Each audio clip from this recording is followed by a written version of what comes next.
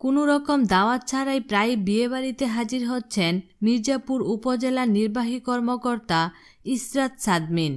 বেশিরভাগ ক্ষেত্রেই বিয়ে সম্পন্ন করার বদলে তা ভেঙে দেন তিনি। বিনা দাওয়াতে বিয়েবাড়িতে তার উপস্থিতি বাড়ির কর্তাদের নাখুশ করছে বলাই বাহুল্য।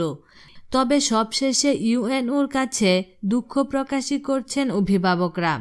জানা গেছে, উপজেলা নির্বাহী কর্মকর্তা ইসরাত সাদমিন গত 2 দিনে উপজেলার লতিফপুর ইউনিয়নের কোদালিয়া গ্রামে এবং পৌরসভার বংশাই রোডে 2টি বাল্যবিবাহের আয়োজনে এভাবে উপস্থিত হয়ে সেগুলো বন্ধ করে দেন। শুক্রবার রাতে পৌরসভার বংশাই রোডে 10ম শ্রেণীর ছাত্রী মারিয়ার বিয়ের অনুষ্ঠানে হঠাৎ হাজির হন ইসরাত সাদমিন।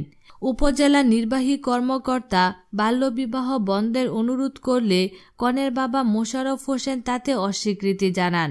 উল্টো তিনি রেগে গিয়ে উপজেলা নির্বাহী কর্মকর্তাকে বলেন, আপনাকে কে দাওয়াত দিয়েছে? নির্বাহী কর্মকর্তা জানান, তিনি বিনা দাওয়াতের অতিথি। পরে কনের বাবা অজ্ঞাত এক নেতার ফোন ইসরাত সাদমিনকে ধরিয়ে দিয়ে বিয়ে সম্পন্ন করার পক্ষে তদবির করান, কিন্তু ইসরাত সাদমিন তাতে অপারগতা প্রকাশ করে উপস্থিত অতিথিদের বাল্যবিবাহর কুফল সম্পর্কে বর্ণনা করেন।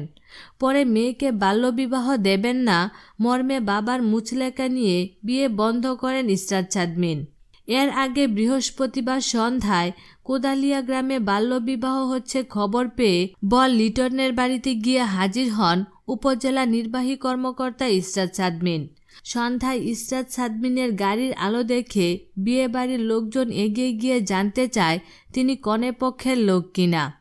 উপজেলা নির্বাহী কর্মকর্তার পরিচয় জানতে পেরে বাল্যবিবাহের আয়োজনকারীরা বাড়ি থেকে সরে পড়ার চেষ্টা করেন, কিন্তু ইসরাত সাদমিন সবাইকে ডেকে বাল্যবিবাহের কুফল সম্পর্কে বর্ণনা করেন।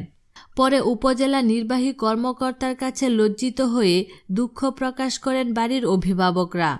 এ ব্যাপারে জানতে চাইলে উপজেলা নির্বাহী কর্মকর্তা ইসরাত সাদমিন জানান, বাল্যবিবাহ বন্ধে সচেতনতা বাড়ানোর পাশাপাশি সামাজিক ঐক্য গড়ে তুলতে হবে।